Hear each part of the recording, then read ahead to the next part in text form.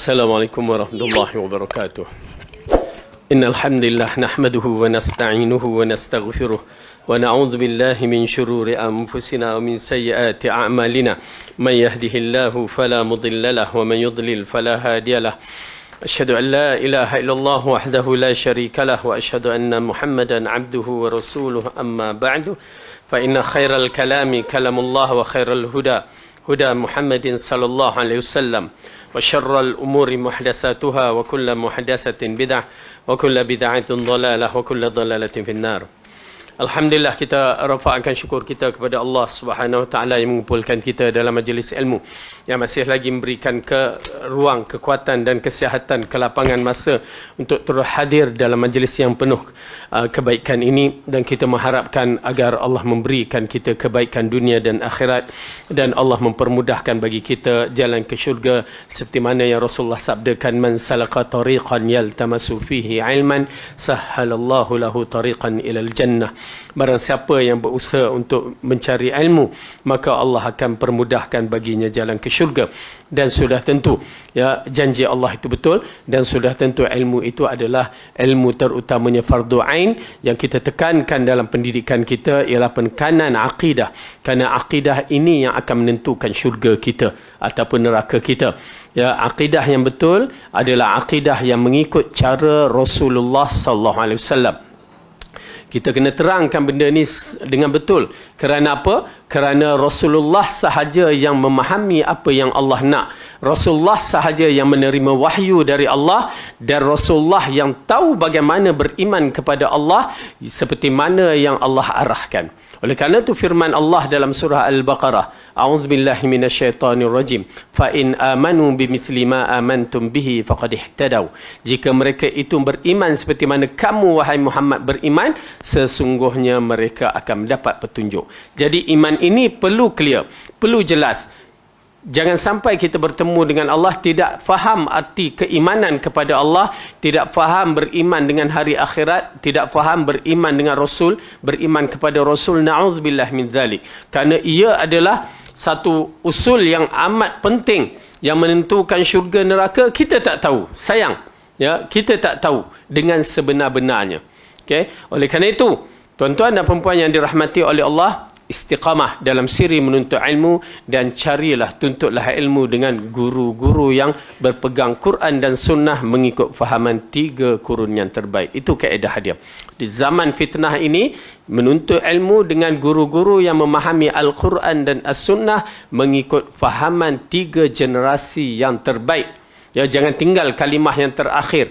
Kefahaman 3 generasi yang terbaik. Rasulullah mengatakan khairun nasi qarni thumma alladhina yalunahum thumma alladhina yalunahum. Sebaik-baik generasi ada, sebaik-baik manusia adalah di zamanku, kemudian zaman yang berikutnya yakni tabi'in, kemudian zaman yang berikutnya tabi'in. 3 generasi yang dikatakan salafus salih, generasi salaf yang menjadi contoh kepada kita, menjadi pegangan kita, dan penafsiran Al-Quran dan Ahadis ya, tidak akan sesat selagi kita berpandukan 3 generasi yang terpilih ini. Dan insya-Allah mudah-mudahan Allah berikan kita contoh yang terbaik ini sebagai contoh untuk kita berada di muka bumi, untuk kita beramal, dan seterusnya kita berpegang teguh dengan manhaj yang lurus ini. Amin ya rabbal alamin.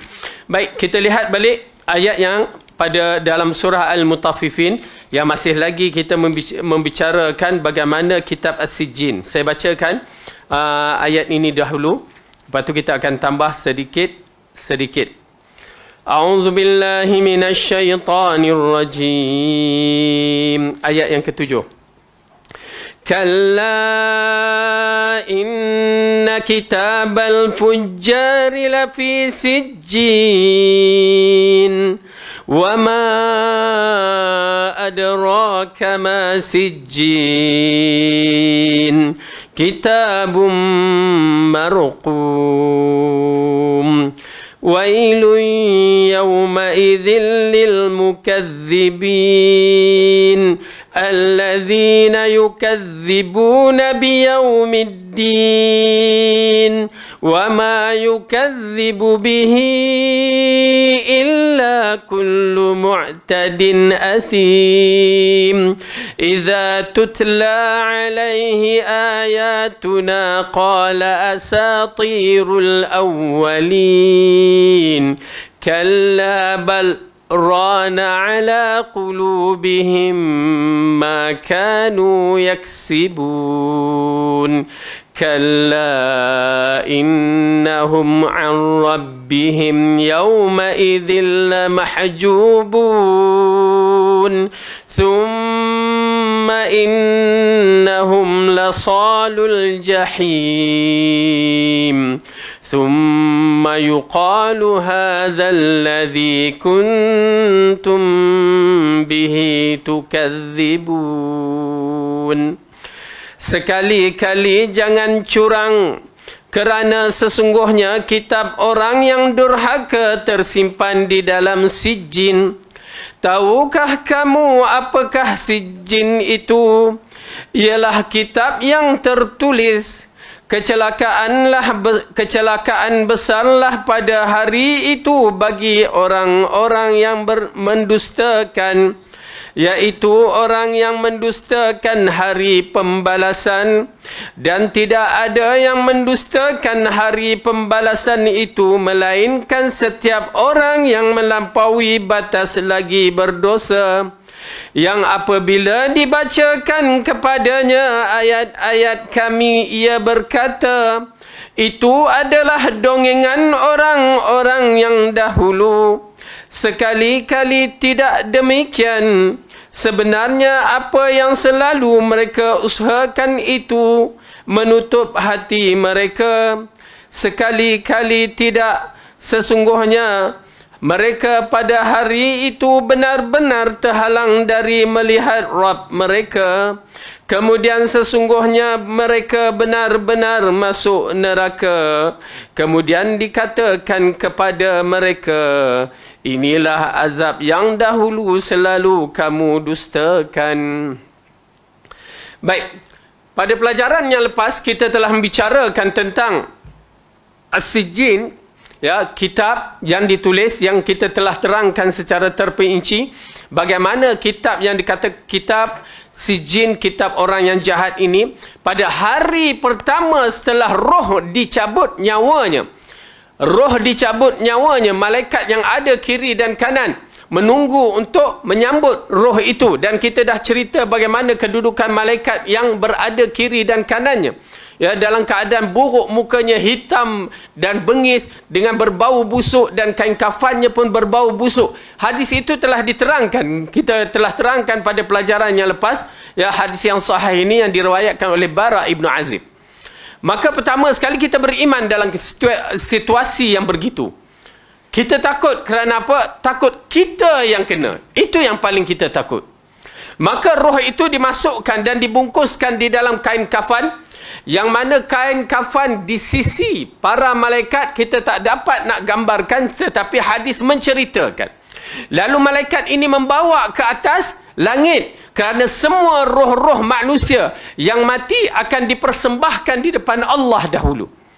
Dipersembahkan di depan Allah, maka kalau roh itu melepasi langit pertama, langit kedua sampai langit ketujuh, maka tanda roh itu adalah roh yang bertuah ataupun roh yang beruntung. Kerana kita akan sampai pada ayat yang disebutkan roh-roh dalam kitab yang lain itu. Maka kitab roh orang yang tidak melepasi, maka dikatakan irji', pulangkan dia ke bumi. Ya, dah kita terangkan bagaimana Allah menceritakan mustahil mereka itu akan masuk syurga. Ya, mustahil sama sekali mereka itu akan masuk syurga. Diberikan misal seperti unta nak masuk ke dalam lubang jarum, memang tak akan masuk. Begitulah kedudukan mereka, tidak akan masuk syurga. Ya, ini kedudukan orang kafir. Kalau yang tidak akan masuk syurga ini adalah kategori orang kafir dan orang munafik. Na'udzubillah. Tuan-tuan dan perempuan, mungkin kita terlepas dalam bab ini, kita mudah-mudahan kita mati dalam keadaan orang yang beriman. Tetapi masalahnya orang munafik termasuk dikategorikan dalam orang kafir. Ya, dalam kisah perjalanan kita di mahsyar nanti, dia berkaitan dengan golongan munafik ini. Okey, ala kulli hal. Maka apabila diarahkan pulang ke bumi, maka roh itu pun dipulangkan ke bumi. Ya, dipulangkan ke bumi, maka lalu ditanyakan 3 soalan yang kita katakan dalam siri pendidikan masyhur di tanah Arab, usul salasa. Usul salasa, 3 soalan yang mana soalan di dalam kubur dah bocor kepada kita. Ya, soalan di dalam kubur dah bocor kepada kita. Kalaulah soalan SPM ke bocor, ke main excited kita, ya, memang boleh jawab, boleh skor punya. Tetapi sekarang soalan ini dah bocor, start lama dah bocor. Tetapi bolehkah kita menjawab? Itu persoalannya. Bolehkah kita menjawab? Tuan-tuan dan perempuan yang dirahmati oleh Allah Subhanahu Wa Taala. Oleh kerana itu, selagi nafas kita masih ada, kita mampu untuk menjawab dengan syarat kita kena banyak, ya, beristighfar, banyak merujuk kepada Allah, banyak kembali kepada Allah, kembali mengikut Al-Quran dan As-Sunnah. Hanya golongan ini sahaja yang mampu menjawab. Kerana soalan yang 3 ini adalah soalan yang besar. Bukan soalan yang calang, yang dianggap mudah. Memang mudah pada sebutan, tetapi sukar sebenarnya. Bayangkan kalau kita di muka bumi ini, masalah beriman kepada Allah itu pun dah menjadi berpecah kepada 73 golongan. Dengan jawapan masing-masing. Sedangkan kita diajar cara beriman yang diajarkan oleh Rasulullah sallallahu alaihi wasallam, mengikut bagaimana Allah wahyukan. Itu caranya. Dan hanya orang yang mengikut cara Rasulullah mampu menjawab. Percayalah. Kerana persoalan ini adalah soalan besar. Bukan soalan main-mainan. Kerana kalimah man kana akhiru kalamihi la ilaha illallah dakhalal jannah. Barang siapa yang di akhir hayatnya, ya, kalimah yang terakhir disebut la ilaha illallah, maka dia di kalangan ahli syurga. Ini merupakan satu perkara yang kita harap. Ya, bukan senang. Bila saya kena sakit, yang saya katakan, benda yang kita istiqamah, amalan yang kita istiqamah pun boleh terlepas. Ini kan pula dalam sakratul maut, kemuncak segala sakit. Kemuncak sakit ialah sakratul maut. Maka belum tentu kita boleh jawab. Boleh menyebutkan kalimah la ilaha illallah. Ustaz, tengok dalam filem mudahnya. Filem, ya, siap mengucap lagi asyhadu an la ilaha illallah, asyhadu anna muhammadar rasulullah. Memboi, macam masuk Islam. Sedangkan kalimah yang dituntut la ilaha illallah. Okey, tak apa. Tapi nak menceritakan, ianya sukar sama sekali. Walaupun kita dah mengucapkan kalimah la ilaha illallah dengan banyaknya, bertahlil dengan banyaknya, tetapi kalau kita ada unsur syirik, ada unsur-unsur yang berkaitan dengan khurafat, maka jangan harap kalimah la ilaha illallah boleh disebut. Kenapa? Perkara-perkara itu berkaitan dengan ketauhidan kepada Allah. Ya, bila kita melakukan syirik, kita telah merosakkan tauhid kita. Maka ianya berbahaya, yang menyebabkan kita tidak mampu menjawabnya nanti. Na'udzubillah min dzalik. Oleh kerana itu, ya, apabila roh-roh ini, ya, diletakkan, dikembalikan ke bumi. Dalam hadis itu menceritakan dikembalikan kepada orang itu. Macam mana tu? Ya, dikembalikan kepada kita. Hidup. Hidup balik ke? Oleh kerana itu jangan pakai akal. Bila masuk dalam alam roh, jangan pakai akal.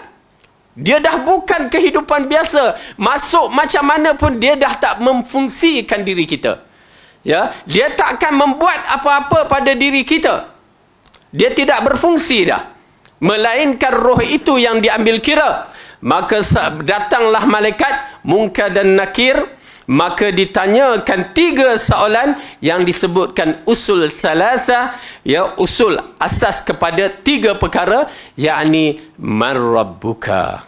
Simple, siapa Tuhan kamu? Kita nampak boleh jawab. Tuan-tuan dan perempuan, kalau tauhid kita tidak jelas, takkan mampu untuk menjawab. Maka ditanyakan kepadanya man rabbuka, Lalu dia mengatakan, la adri. Begitu hadis mengatakan. Aku tak tahu. Lalu dihentakkan dengan pukulan, penukul dari besi api neraka. Tenggelam roh tu. Ya. Kita tak dapat nak gambarkan disebabkan kita berada di alam lain. Subhanallah, saya agak tertarik dalam bab ini apabila kita nak membicara alam roh, kita bicara cara kehidupan kita di dunia. Wasak kita. Bayangkan, bukan kita nak mempertikaikan, tetapi setengah orang menganggapkan, ya, bila disebabkan salah faham hadis dan juga salah artikan kehidupan alam roh dengan alam kita. Yang dikatakan malaikat tidak akan datang selepas, ya, orang semua tinggalkan atau 7 langkah tinggalkan tanah tu, tanah perkuburan, maka malaikat baru datang. Siapa kata begitu? Ini kesilapan. Mulalah dia buat acara, letakkan pondok, letakkan seorang baca Quran, tunggu selama 40 hari. Dia jadi macam itu. Kerana dia cuba nak memikirkan alam malaikat, alam roh tu macam alam dia. Na'udzubillah.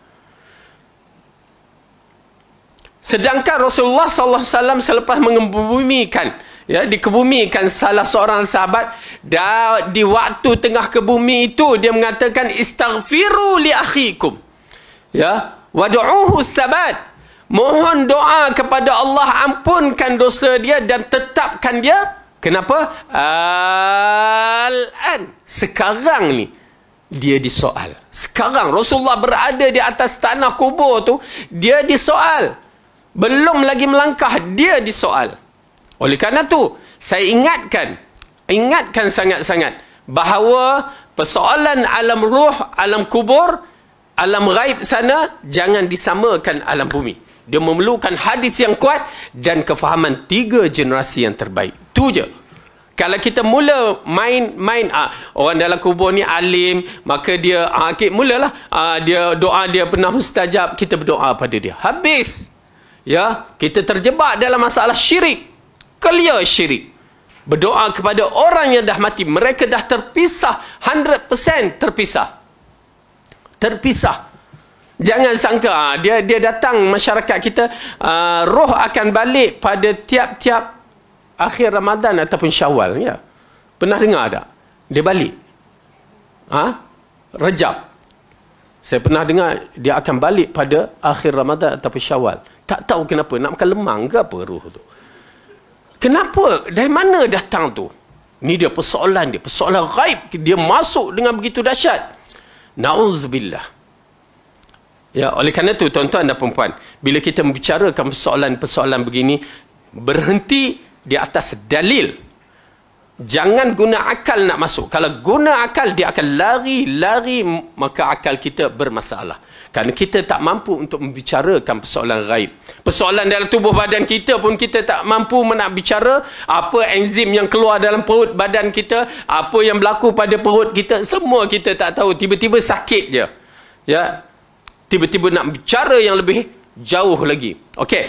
Baik. Jadi dalam ayat ini, dalam hadis menceritakan soalan yang pertama ialah man rabbuka, siapa Tuhan kamu? Maka orang yang berdosa ataupun orang kafir, dia tidak mampu menjawab, melainkan mengatakan la adri, aku tak tahu, lalu dihentakkan dengan besi penukul dari neraka. Satu seksaan di alam roh. Oleh kerana itu kita diarahkan minta perlindungan azab kubur. Itu mukaddimah dah kena azab. Kemudian dikeluarkan balik dan ditanyakan. Dalam riwayat mengatakan, madinuka, apa agama kamu? Lalu dia mengatakan, la adri, aku tak tahu. Lalu dihentakkan kali kedua. Lalu dikeluarkan balik. Maka soalan yang ketiga, man hadzal rajul, dalam satu riwayat atau dikatakan man nabiyuka, siapakah nabi kamu? Atau digambarkan, ya, Rasulullah dikatakan man hadzal rajul, siapakah dia? Lalu dia mengatakan aku tak tahu. Ya, lalu dipukul, dihentak sampai ke dalam bumi. Okey. Jadi ini adalah gambaran yang diceritakan. Ya, bukan maksudnya dia dilontarkan ke bumi bagi pandangan agama ataupun fahaman orang-orang yang lain tu dia jadi hantu. Jadi itu semua cerita kartun. Mukaddimah kita bab hantu kartun. Okey, supaya kita tak ada perasaan takut. Irfan ada takut tak? Alhamdulillah. Okey. Baik. Jadi dalam bab yang begini perlu kikis dalam minda anak-anak kita. Hantu tidak ada. Disebabkan hantu itulah anak-anak kita pun takut nak pergi kubur. Malam-malam lagi takut. Siang pun takut, malam takut. Habis rosak akidah kita, syirik. Ya, disebabkan bab hantu saja. Oleh kerana tu jangan tanam dalam jiwa anak-anak kita, jiwa kita perasaan takut pada makhluk yang tak ada ni, hantu. Okey. Baik. Jadi itu dia kedudukan roh itu. Maka kita sambung balik ayat ni yang menceritakan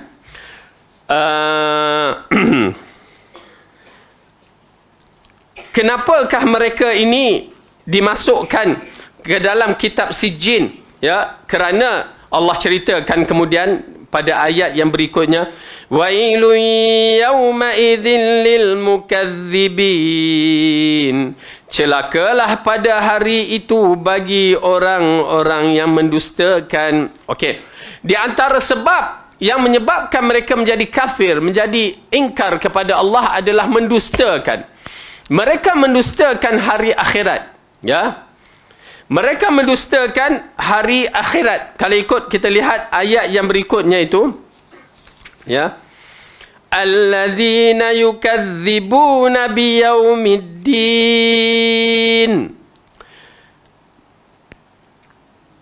Yaitu orang-orang yang mendustakan hari pembalasan. Okey.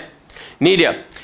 Hari akhirat merupakan satu perkara yang wajib diimani mengikut cara yang telah ditetapkan oleh Allah Subhanahu Wa Taala di dalam hadis. Kerana apa kita melihat setengah-setengah tok guru ataupun ustaz-ustaz membicarakan hari akhirat bercanggah dengan dalil-dalil. Bercanggah 100%. Ya, dengan dalil-dalil. Bahkan tidak ada nas.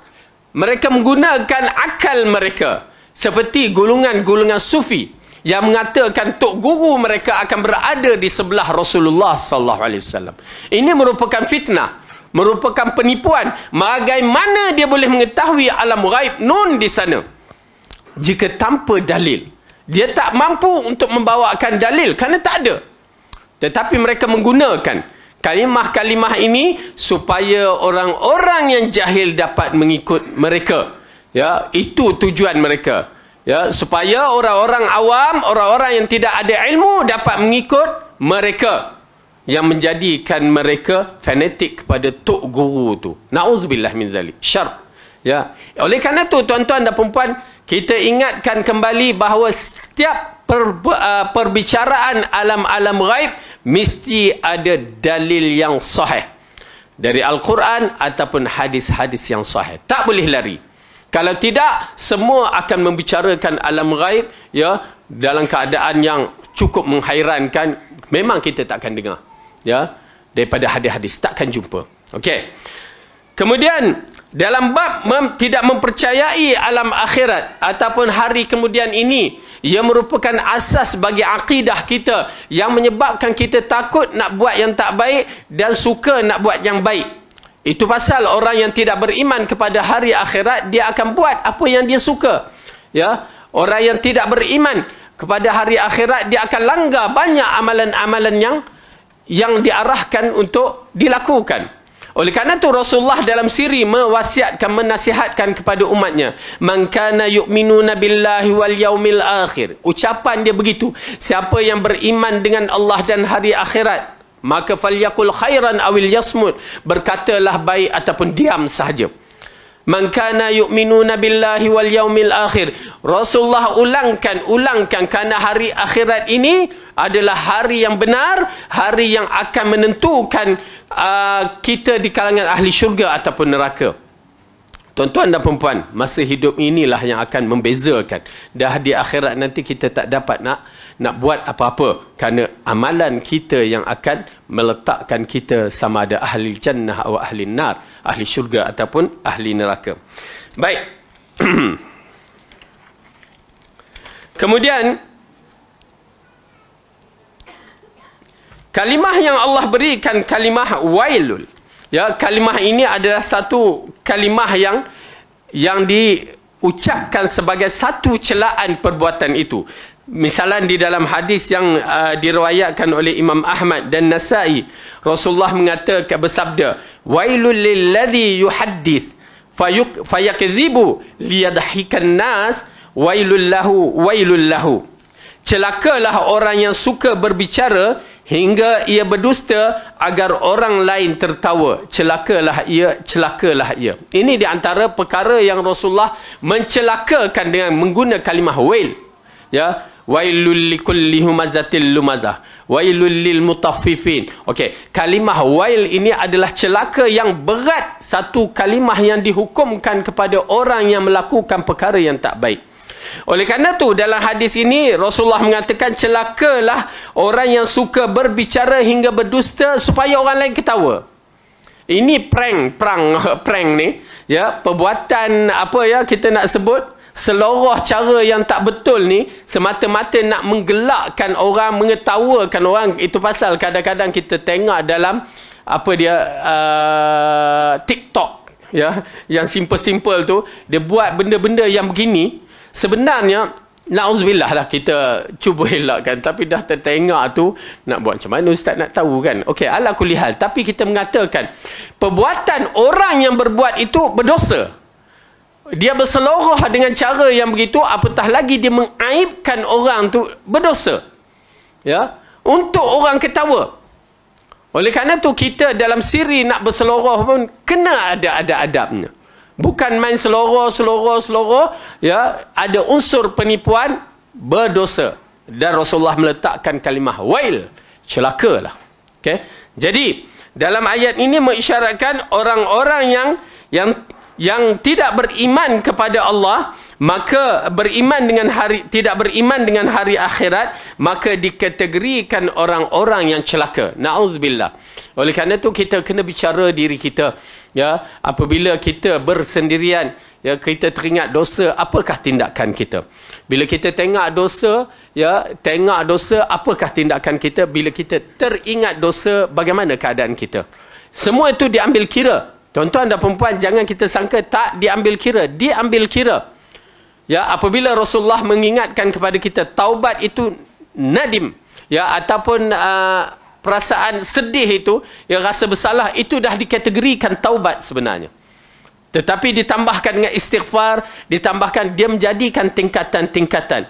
Ya, hanya sekadar menyesal, ya, itu sudah dikategorikan sebagai taubat. Jadi dalam masalah iman juga, kalau kita mendengar neraka ada perasaan takut, dikategorikan ada iman pada diri kita. Ya, ianya penting. Bukan penting bagaimana dia membezakan antara munafik ataupun tidak. Orang munafik, dia duduk ramai-ramai, di sana dia ada iman. Ya, iman dia sampai ke muncak dia lah. Ya, kalau kita nak tengok kedudukan orang munafik, kalau jangan tengok orang, tengok diri kita, bagaimana amalan kita di depan orang ramai. Misalnya ada Maulud Nabi misalnya, kita menonjol, amboi. Tapi bila duduk rumah nak berselawat, satu pun payah. Ya, duduk rumah nak solat, nak istighfar pun payah. Itu ada masalah. Ya, kita nak buat amalan mesti nampak pada orang, tapi bila seorang-seorang, ya, kita tak bergerak langsung, maksudnya tak aktif untuk melakukan amalan. Di sana ada masalah keimanan kita. Takut dikategorikan dengan sifat munafik. Na'udzubillah. Oleh kerana tu gadget-gadget ni berbahaya sebenarnya. Bagaimana keimanan kita? Allah saja yang tahu kita. Apa yang kita tengok, apa yang kita tak tengok, apa yang kita buat, apa yang kita tak buat. Ya, subhanallah. Hasbunallah wa ni'mal wakil. Baik. Minta lindung, ya, kenapa itu perkara yang amat penting untuk membezakan kita dengan orang munafik. Ya, orang kafir dah lain cerita, orang munafik. Kerana orang munafik dia tidak akan beramal seorang-seorang dia. Takkan sama sekali. La yadhkurunallaha illa qalila. Dia tidak mengingati Allah melainkan sikit je. Depan orang ramai dia ingat Allah. Belakang orang ramai dia takkan ingat Allah. Okey, baik. Kemudian Allah mengatakan,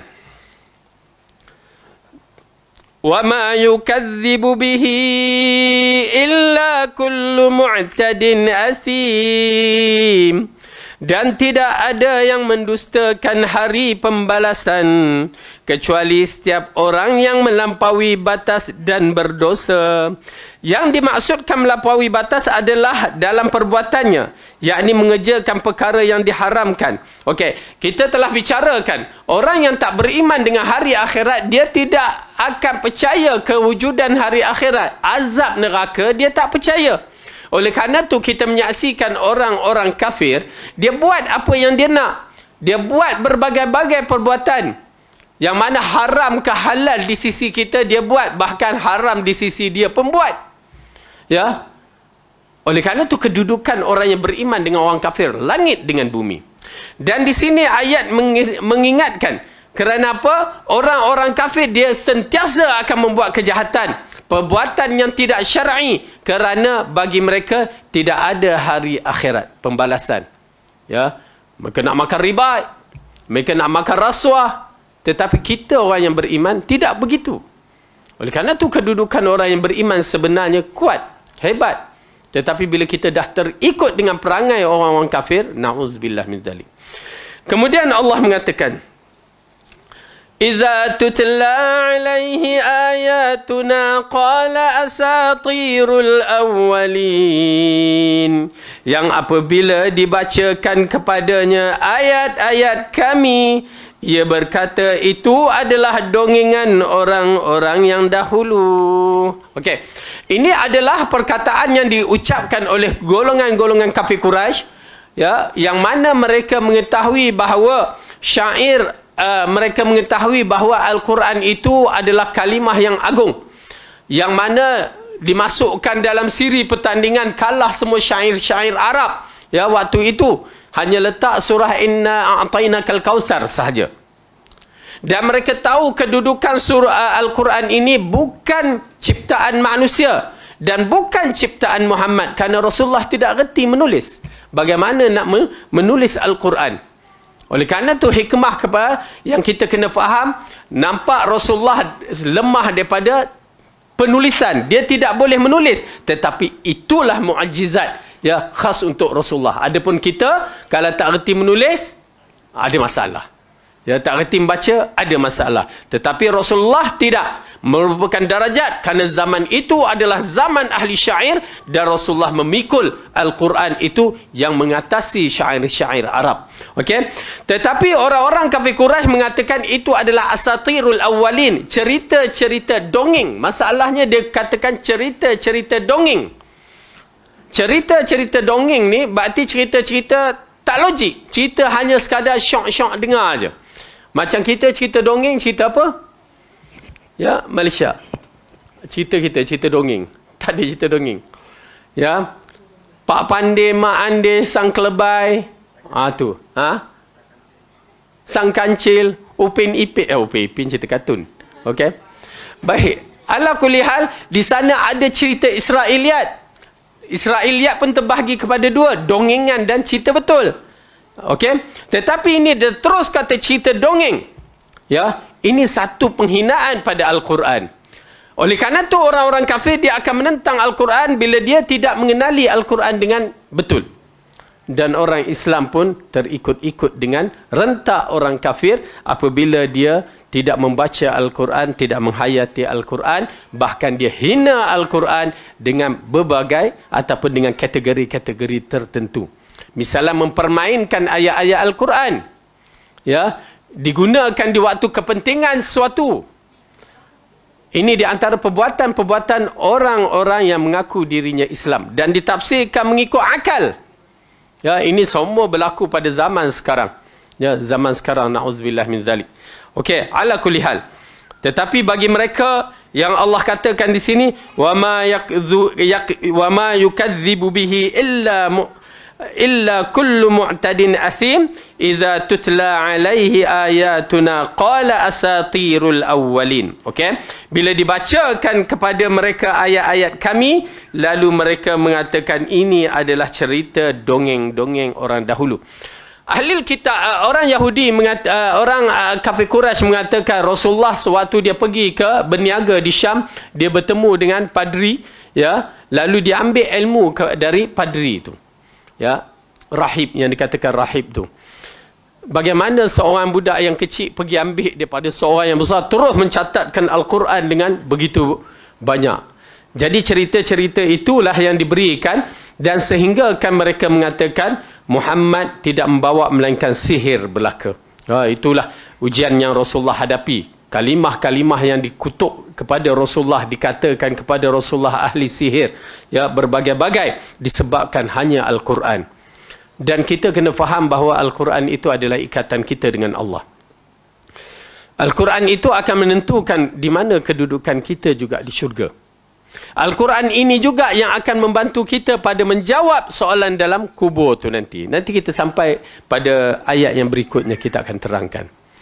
Apabila ahli Al-Quran yang rajin baca Quran, yang hafiz Al-Quran, yang sentiasa istiqamah dalam siri membacanya tiap-tiap hari, ya, apabila dia berada di akhirat, lalu diarahkan membaca Al-Quran seperti mana kamu membacanya di dunia, ya, kita akan diarahkan untuk membacanya seperti mana kita baca di dunia. Oleh kerana itu, baca dengan cantik, ya. Man la yataghanna fil Quran falaysa minna, kata Rasulullah. Siapa yang tidak melagukan Al-Quran bukan di kalangan kami. Oleh kerana itu, cantikkan bacaan.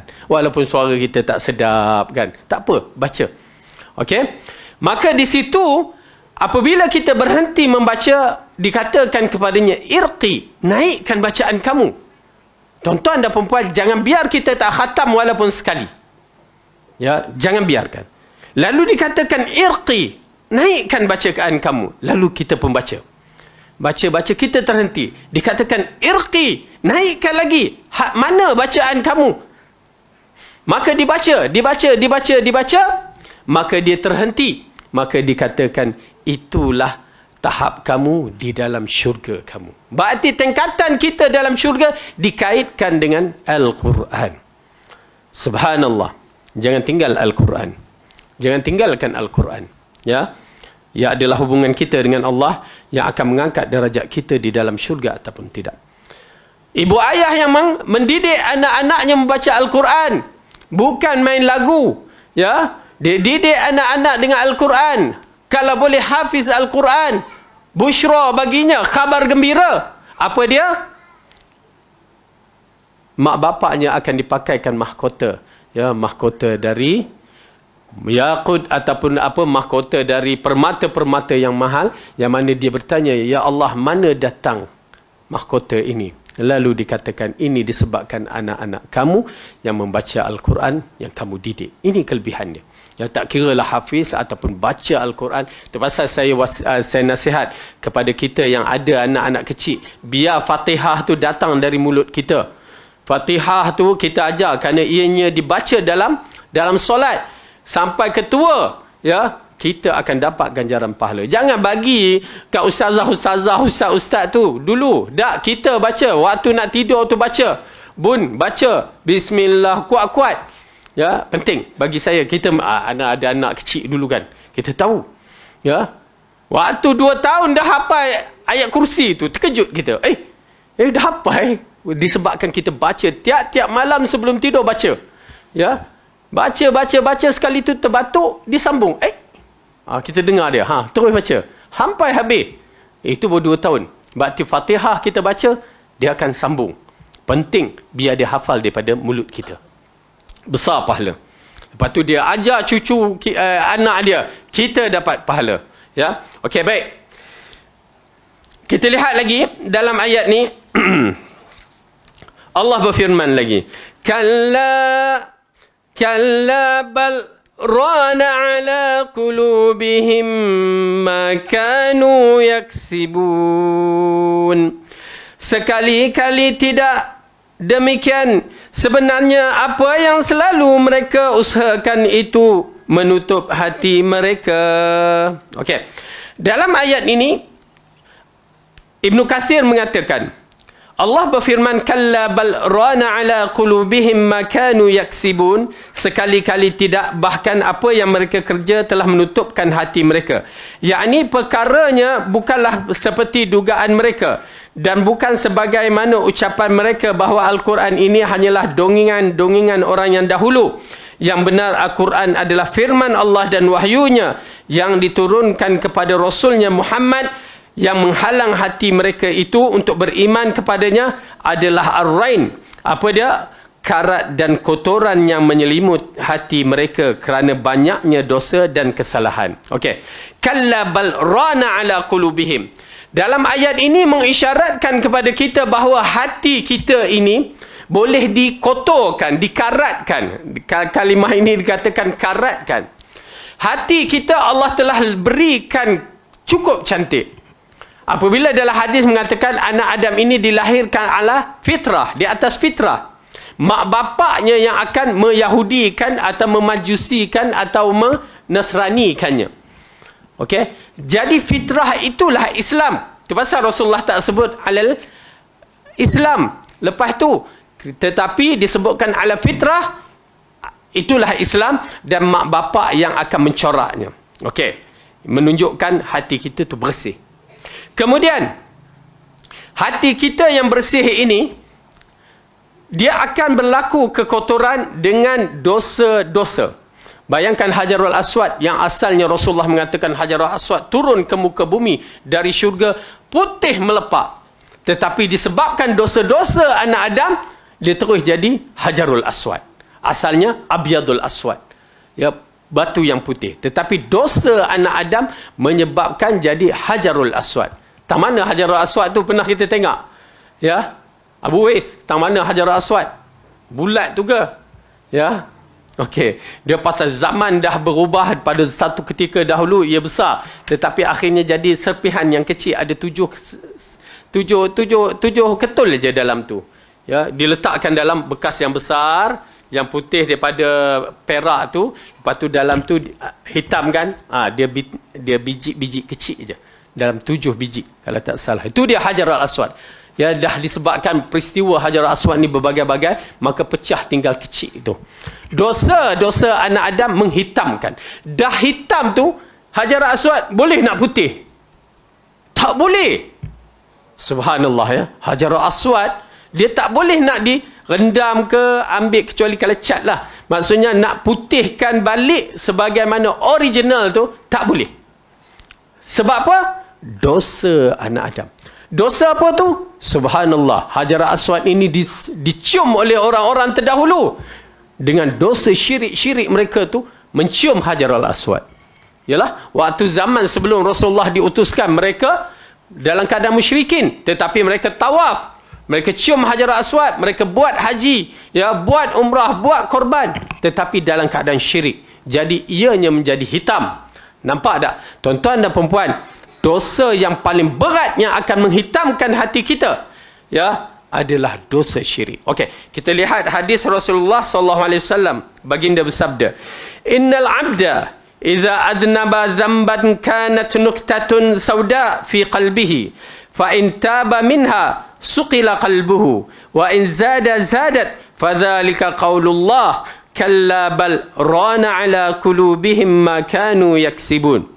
Sesungguhnya apabila seorang hamba berbuat satu dosa, maka ada bintik hitam di dalam hatinya. Ya, satu bintik hitam. Asalnya hati kita putih, kain putih, tiba-tiba ada satu noktah hitam. Ya, noktah hitam. Okey. Kalau noktah hitam satu kat sini, comel lagi, tak lalat kan? Comel. Tak lalat comel lah satu. Macam Abu Wais tu comel dia. Ya. Tetapi bila dah tak lalat satu longgok kat muka sini, dia jadi hitam, tak comel. Tapi dosa satu tu tak comel dah. Maka dia akan menghitamkan hati kita. Yang menjadi masalah, kalau hitam itu dah menjadi seperti kerak, karat, itu lagi susah. Ya, tuan-tuan dan perempuan, ini satu benda yang agak sukar kita nak mengelakkan, melainkan dengan istighfar saja. Kita ni di zaman kita lagi terbentang dosa-dosa. Terbentang dosa-dosa. Depan mata, kiri, kanan. Ya, dalam gadget, semua terbentang. Habis nak buat macam mana? Fattaqullaha mastata'tum. Takutlah pada Allah hak mana kita mampu. Ya, tapi kalau dah terjebak, istighfar. Ya, istighfar banyak-banyak. Okey. Baik. Sesungguhnya apabila seorang hamba berbuat satu dosa, maka ada bintik hitam di hatinya. Jika ia bertaubat, maka hatinya mengkilap, bercahaya. Tapi jika bertambah dosa, maka bertambah pula bintik hitamnya di hatinya. Hal itu sesuai dengan firman Allah, sekali-kali tidak. Bahkan apa yang mereka kerjakan itu telah menutup hati mereka. Pada ayat ini juga mengisyaratkan kepada kita, ya, tuan-tuan dan perempuan, kalau kita dah berdosa, cepat-cepatlah istighfar dan bertaubat. Senang cerita. Apa juga kesalahan, taubat. Kerana taubat itulah yang akan membersihkan diri kita. Berlaku dosa kecil. Dia ada kategori dosa-dosa ni, hanya Allah yang mengetahui kedudukannya. Tetapi ada dosa-dosa yang mampu dihapuskan dengan berwuduk, mampu dihapuskan dengan pergi ke masjid, mampu dihapuskan dengan bersujud, mampu dihapuskan dengan amalan-amalan tertentu. Ya, tidak dinafikan. Tetapi ada dosa-dosa yang kita tak tahu, yang mana kita mungkin merasakan ringan, tetapi di sisi Allah berat. Seperti mana Aisyah mengatakan, ya, kamu menganggap satu amalan itu seperti seekor lalat yang duduk di atas hidung, kamu tepis. Itu orang munafik. Tetapi orang yang beriman melihat satu dosa seperti gunung yang sedang sedang nak dijatuhkan ke atas kita. Oleh kerana itu kita kena faham elok-elok bahawa dosa-dosa akan memburukkan hati kita, akan merosakkan hati kita, dan cara menyelesaikannya ialah dengan istighfar ataupun bertaubat. Ya, istighfar ataupun bertaubat. Teruskan bertaubat, siri bertaubat. Kita tak tahu taubat yang mana Allah akan ambil, tapi kita tahu bahawa Allah itu Maha Pengampun. Dia tak akan biarkan kita yang dah bertaubat bersungguh-sungguh, ya, melainkan Dia akan ampunkan dosa kita. Dan kita harapkan Allah ampunkan dosa kita semua. Amin ya rabbal alamin. Kemudian, di antara perkara yang menakutkan disebabkan dosa-dosa ini, Allah berfirman lagi, kalla innahum an rabbihim yawma idzil lamahjubun. Sekali-kali tidak, sesungguhnya mereka pada hari itu benar-benar terhalang dari melihat Tuhannya. Rabb, kalimah Rabb, apabila disebutkan kalimah Rabb, satu kalimah yang agung yang mesti ada dalam jiwa kita, ya. Bila sebut kalimah Rabb, dah ada dalam perasaan kita keagungan Allah, kemuncak keagungan, kehebatan, segala superpower dimiliki oleh Allah. Ya, tuan-tuan dan perempuan, latih, ya, kalimah Rabb itu disebut, dia ada rasa gegar jiwa tu. Ya, wallahu alam. Saya bagi tahu begitu kerana perlu, ya, perlu. Kerana ianya akan menjadikan perasaan kita bila sebut kalimah qul a'udzu birabbin nas, kita dah tergambar kehebatan kerajaan atau kehebatan Allah itu sendiri. Tapi kalau kita Rabb tu macam Tuhan biasa, silap. Ya, itu pasal dikata, bila dikatakan apa dia? Sesungguhnya mereka pada hari itu benar-benar terhalang dari melihat wajah Tuhannya. Ya, kalimah yang menunjukkan kehebatan Allah, keagungan Allah, yang mana kita akan melihatnya. Subhanallah. Mudah-mudahan Allah berikan nikmat ini. Yang mana apabila Al-Quran mengatakan terhadap orang-orang yang beriman, orang-orang yang beriman yang akan menyaksikan wajah Allah di hari akhirat. Ya, dalam ayat surah apa ya? Dah lupa dah. Surah Al-Qiyamah. Ayat apa dia? Tak dengar. Buka. Nombor 3 apa dia? Allah kata. Bacalah. Terlupa pula. Okey. Allah berfirman, wujuhun yawma idzin na'imah ila rabbiha nadhirah. Okey. Pada hari waktu itu, ila rabbihim, wujuhun yawma idzin nadhirah. Okey. Wujuhun yawma idzin nadhirah ila rabbiha nadhirah. Pada hari itu muka-muka mereka ceria. Ya, kerana apa? Kerana dapat melihat Tuhan mereka. Okey. Imam Asy-Syafi'i rahimahullah mentafsirkan ayat ini. Lalu dia mengatakan, inilah tanda ataupun ayat ataupun bukti bahawa kita akan melihat wajah Allah. Bagaimana? Laisa kamitslihi syai'. Tidak sama dengan makhluk. Apa yang paling penting, ya, Allah itu tidak bersifat dengan sifat makhluk. Maka bila dia mengatakan kita akan melihat, kita beriman. Satu. Dan kedua, bagaimana? Hanya Allah yang mengetahui. Yang penting kita beriman. Dua. Dan itulah kemuncak nikmat bagi ahli syurga. Ya, kemuncak nikmat bagi ahli syurga. Apa kemuncak nikmat bagi ahli syurga? Ialah dapat melihat wajah Allah. Mudah-mudahan Allah berikan kita. Cukup dalam kisah, ya, Nabi Allah Yusuf. Nabi Allah Yusuf.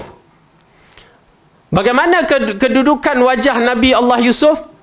Ya, kalau kita tengok balik dalam surah Yusuf, kita menyaksikan bagaimana wanita-wanita yang menyaksikan wajah Nabi Yusuf. Ya.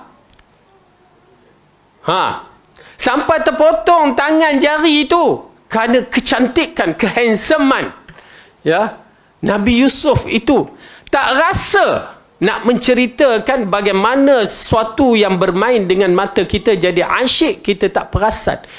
Cantiknya Yusuf, ya. Dikatakan cantik. Ini bukan manusia, ini adalah malaikat yang mulia diturunkan. Itu. Jangan wajah kita orang tengok nak muntah. Ya. Tak selera orang makan. Tapi Nabi Yusuf begitu. Yang dikatakan, saya tak pasti kedudukan hadis itu. Ya. Tapi saya pernah baca dihasankan hadis tersebut.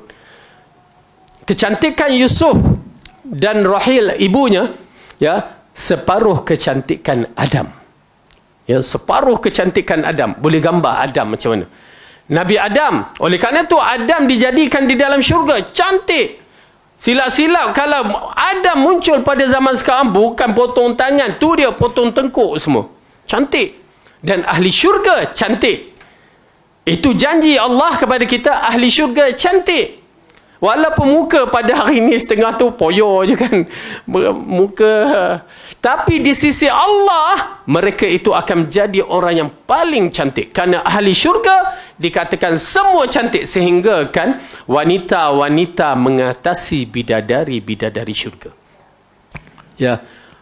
Subhanallah. Itu janji yang kita lihat melalui hadis-hadis yang Rasulullah terangkan. Kecantikan ahli syurga. Ya, cuba baca. Jadi, wanita-wanita jangan cemburu pada suami nakkan bidadari. Ini awal-awal dah cemburu. Heran saya.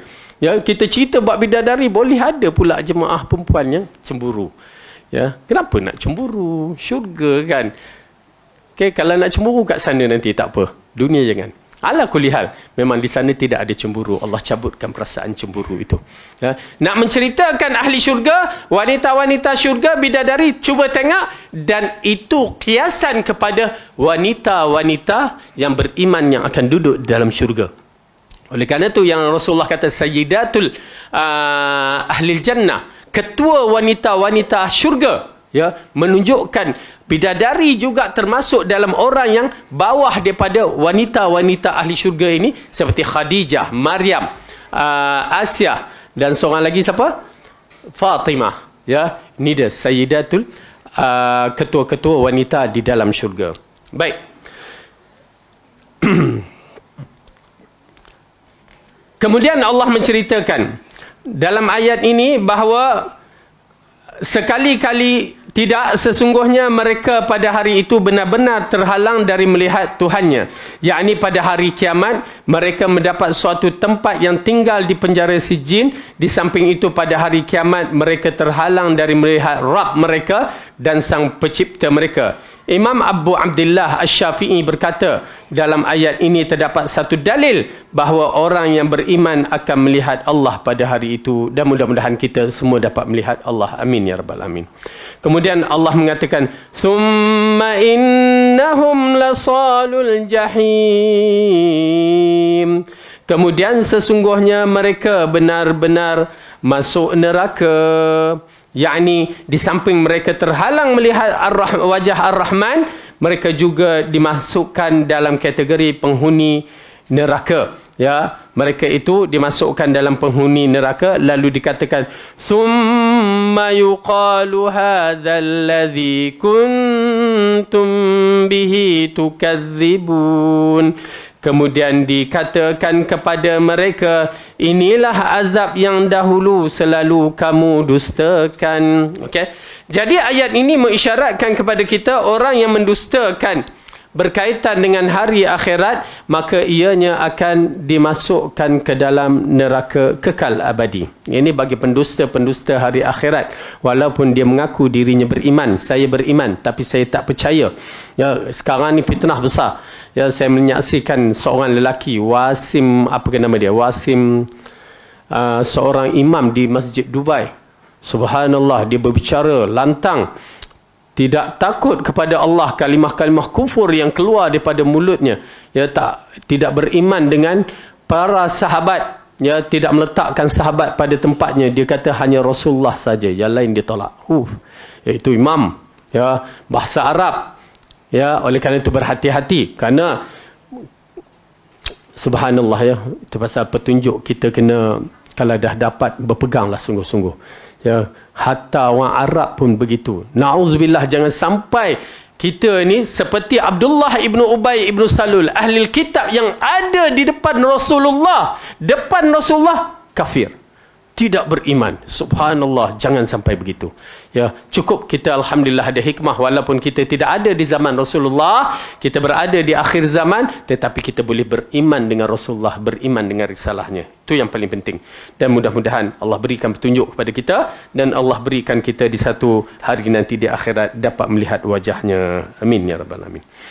Kemudian dalam ayat yang seterusnya Allah berfirman, kalla inna kitabal abrari lafi illiyin wa ma adraka ma illiyun kitabun marqum yashhaduhul muqarrabun. Sekali-kali tidak, sesungguhnya kitab orang yang berbakti itu tersimpan di dalam illiyin. Tahukah kamu apakah illiyin itu? Yaitu kitab yang tertulis, yang disaksikan oleh malaikat-malaikat, yang didekatkan kepada Allah. Okey. Pada pelajaran yang lepas kita telah bicarakan kitab Sijin, dan hari ini kita akan bicarakan kitab orang yang beriman, kitab Illiyin. Okey, orang yang beriman kitab Illiyin yang akan dituliskan sama juga ayat yang kita tengok, kitab Illiyin, ya. Lepas tu Allah katakan apa dia? Dalam kitab itu kitabun marqum, kitab yang tertulisnya secara pahat, ya, diukir, ya. Tetapi ditambahkan di situ ialah yashhaduhul muqarrabun, yang disaksikan oleh malaikat-malaikat yang rapat dengan Allah. Okey. Jadi ini di antara perkara yang penting kita akan bicarakan pada pelajaran yang akan datang, siapakah golongan Illiyin dan bagaimana kedudukan mereka pada hari kematiannya, kerana ia berkaitan dengan hari kematian. Ya, jadi insya-Allah mudah-mudahan Allah berikan kita ilmu yang bermanfaat, Allah berikan kita kekuatan untuk istiqamah dan beramal, dan kita minta Allah ampunkan segala dosa kita yang lalu dan yang akan datang. Wallahu a'lam bisawab. Aqulu qawli hadza wa astaghfirullahu li wa lakum. Wassalamu alaikum warahmatullahi wabarakatuh. Subhanakallahumma bihamdika asyhadu